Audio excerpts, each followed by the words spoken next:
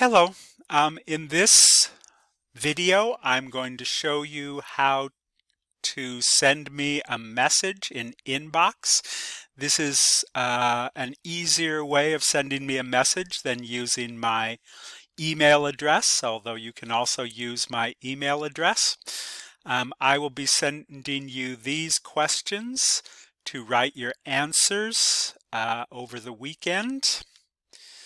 So don't copy the questions, just write your answers.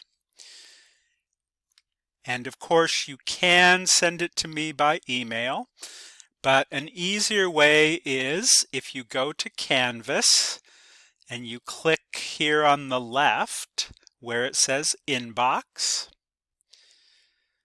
Okay. And then right here, this is the compose. Compose means to write. So for writing a new message, you click here. You find your course, which in your case is ESL 10 21323.